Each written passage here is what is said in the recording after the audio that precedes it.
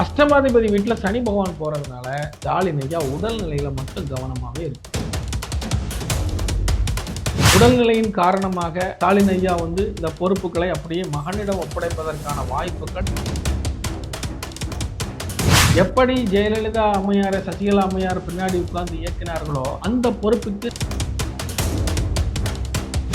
திமுக கழகம் அடுத்த ஸ்டேஜுக்கு போகுது. இதுவரைக்கும் திமுக கழகம் இருந்து வந்த பாதைகள் வேறு, இனி போற பாதைகள் வேறு. வணக்கம் நேயர்களே, ஜோதிட தரிசன நேயர்களுக்கு விகி நாராயணனுடைய அன்பான கனிவான வணக்கங்கள். நம்ம இன்னைக்கு பார்க்கக்கூடிய ஜாதகம் நமது முதல்வர் ஐயா ஸ்டாலின் அவர்களுடைய ஜாதகத்தை நம்ம பார்க்க போறோம். இவர் பார்த்தீங்கன்னா 1/3/1953 பிறந்திருக்கிறாங்க. சிம்ம ராசி பூரம் நட்சத்திரம். இந்த சிம்ம ராசி பூரம் நட்சத்திரம் பௌர்ணமி திதி முடிஞ்சு பிரதமை திதியில தான் பிறந்திருக்காங்க. அது முடிஞ்சிருச்சு பௌர்ணமி திதியானது. அதாவது இப்ப நடந்துகிட்டு இருக்கக்கூடிய திசையானது பாத்தீங்கன்னா சனி திசையில் ராகு புத்தி நடந்து கொண்டிருக்கிறது. இந்த சனி திசையில் ராகு புத்தியானது 2028 வரையிலும் இவருக்கு நீடிக்கிறது. அப்போ அந்த 2028 வரைக்கும் நீடிக்கிறதுனால இது என்ன மாதிரியான விஷயங்களை இப்ப பண்ண போகுது அப்படிங்கிறத நம்ம பார்ப்போம். இவர் சிம்ம லக்னமாக இருக்கிறதுனால சனி பகவான் 6க்கும் 7க்கும் உரியவர். ராகு பகவான் இவருடைய ஜாதகத்தில் 6ல் அமர்ந்திருக்கிறார். அப்போ தேர்தலானது 2026 வர இருக்கிறது. இந்த 2026 நெருங்கக்கூடிய காலகட்டங்கள் இவருக்கு யோகியாக வரக்கூடியவர் ராகு தான், அவயோகியாக வரக்கூடியவர் சுக்கிரன் தான். இதுல எப்படின்னா மாற்றி பலன் அமைந்திருக்கிறது. இவருடைய ஜாதக அமைப்புல பாத்தீங்கன்னா அவயோகியாக வரக்கூடிய சுக்கிரன் 10ஆம் வீட்டு அதிபதியாக வந்து அவருக்கு உச்சம் பெற்றதினால் அவர் பதவி ஸ்தானத்தில் அமர முயன்றது. ஏற்கனவே நம்ம அதெல்லாம் பார்த்துட்டோம், எப்படி பதவியில வந்தாரு, எப்படி அந்த சூழ்நிலையெல்லாம் பார்த்துட்டோம். இந்த ராகு புத்தியானது எப்படி வேலை செய்ய போகிறது பாத்தீங்கன்னா திசையை விட புத்தி முக்கியம்.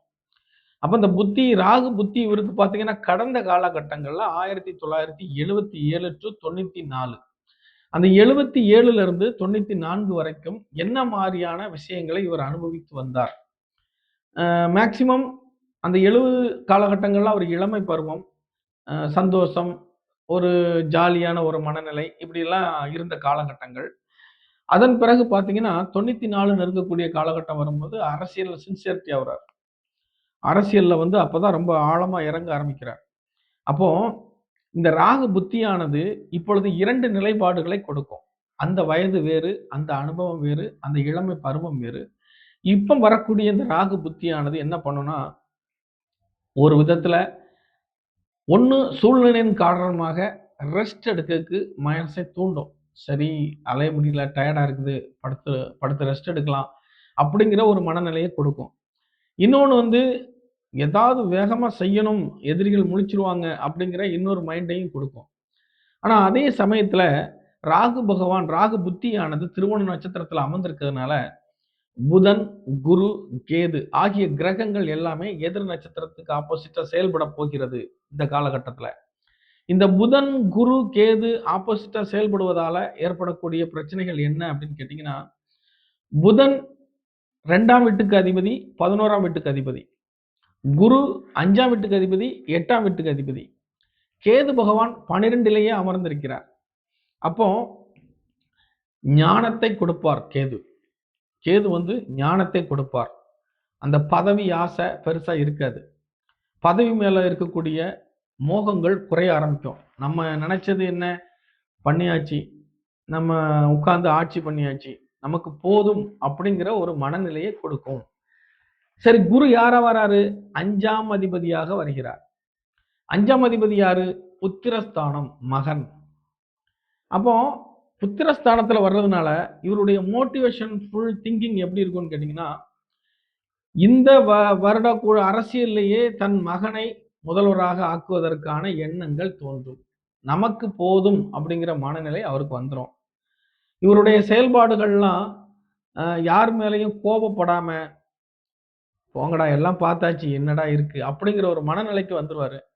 பாரம்பரியமாக கட்டி காத்த இவ்வளவு மிகப்பெரிய கட்சி, இந்த கட்சியினுடைய பொறுப்பையும் தன்னுடைய வயதோகிய சூழ்நிலையையும் ஒரு பொறுப்பா எடுத்து நடத்துறதுக்கு ஒரு ஸ்பிரிட்டான ஆளு, இளமையான ஆளு தேவைங்கிறதுனால, இவருடைய ஜாதக அடிப்படையிலயும், இவர் குடுக்கக்கூடிய விஷயங்களை கேப்சர் பண்ணக்கூடிய அமைப்பு எப்படி மகனுக்கு வருதுன்னா, இதே அமைப்பு தான் அவருக்கு வேலை செஞ்சுச்சு. அவரு ஸ்டாலின் ஐயா வந்து பதவிக்கு ஏறுறதுக்கு முன்னாடி, அ கோச்சாரத்துல வந்து குரு வந்து 9ல வந்தார்.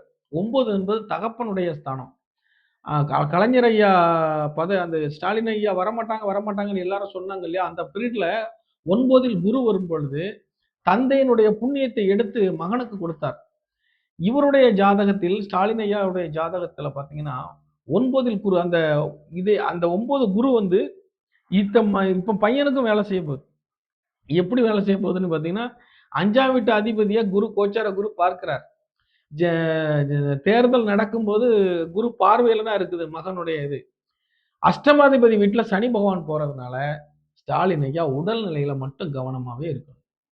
ஏன்னா உடம்பு படுத்தும். எப்ப இருந்து படுத்தும் அப்படின்னா, ஆவணி, புரட்டாசி, ஐப்பசி, கார்த்திகை, மார்கழி, தை, மாசி. அதாவது தை மாதத்துக்கு பிறகு, அது கரெக்ட்டா அந்த தேர்தல ஒட்டி தான். அந்த நேரத்துல கன்ஃபார்மா உடல்நிலையில சில சில பிரச்சனைகள் வரும். ரொம்ப கேர்ஃபுல்லா ஹேண்டில் பண்ணணும். உடல்நிலையின் காரணமாக அ ஸ்டாலின் ஐயா வந்து இந்த பொறுப்புகளை அப்படியே மகனிடம் ஒப்படைப்பதற்கான வாய்ப்புகள் மிக அதிகமாக காட்டுகிறது. அது மட்டும் இல்லாம, உதயநிதி ஐயாவுடைய ஜாதகமும் நான் பார்த்து வச்சிருக்கிறேன். இந்த எபிசோடு முடிஞ்ச உடனே அத நான் சொல்லப் போறேன். அந்த ஜாதகமும், இந்த ஜாதகமும் சேர்த்து எப்படி வேலை செய்ய போறது? எப்படி இந்த திமுக கழகம் மீண்டும் விஸ்வரூபம் எடுக்கப் போகிறது என்பதை பற்றியான விளக்கங்கள் அடுத்த எபிசோட்ல சொல்றேன். இந்த தேர்தலை பொறுத்தமட்டிலும் ஸ்டாலின் ஐயா ஒரு பின்னால் இருந்து இயக்கக்கூடிய ஒரு சூழ்நிலைகளே கொடுக்கிறது. ஏன்னா ராகு என்பது பின்னாடி இருந்து இயக்குறது தான். எப்படி ஜெயலலிதா அம்மையாரை சசிகலா அம்மையார் பின்னாடி உட்கார்ந்து இயக்கினார்களோ, அந்த பொறுப்புக்கு ஸ்டாலின் ஐயா வரப்போகிறார். அப்போ முதன்மை இடத்துக்கு யார் வரப்போகிறார்ன்னு பார்த்தீங்கன்னா, உதயநிதிக்கான வாய்ப்பு அவருடைய ஜாதகத்த பார்த்து வச்சிருக்கிறேன். அத அடுத்த எபிசோட்ல சொல்றேன். நேயர்களே இத அப்படியே தொடர்ந்து வாங்க. கொஞ்சமாச்சும் சப்ஸ்கிரைப் பண்ணுங்க. நம்மளுடைய சேனல் புதுசா வளர்ந்து வருது. நீங்க குடுக்கக்கூடிய ஆதரவுல தான் நம்ம மேற்கொண்டு வளர்ந்து வரணும். ஜாதகத்தில் உள்ள நிலைப்பாடை உண்மையாக சொல்லியிருக்கிறேன். இதுல பார்த்தீங்கன்னா, எல்லாமே எதிரிடை நட்சத்திர அடிப்படையில் கணிக்கப்பட்டது. இது வந்து ரொம்ப துல்லியமாக இருக்கும். நீங்க வரக்கூடிய நாட்கள்ல இத பார்க்க போறீங்க. அ க இப்போ வந்து திமுக கழகம் அடுத்த ஸ்டேஜ்க்கு போப்போது. இதுவரைக்கும் திமுக கழகம் இருந்து வந்த பாதைகள் வேறு. இனி போற பாதைகள் வேறு. மக்கள் போடக்கூடிய கணக்குகளோ இதெல்லாம் வேற மாரி மாறப்போகுது. இன்னும் 2 மாசத்துல ரூட்டே வேற. அதனால அடுத்த எபிசோடையும் பாருங்க. இந்த 2யும் கனெக்ட் பண்ணி நான் உங்களுக்கு சொல்றேன். நன்றி, வணக்கம். ஐயா உண்டு.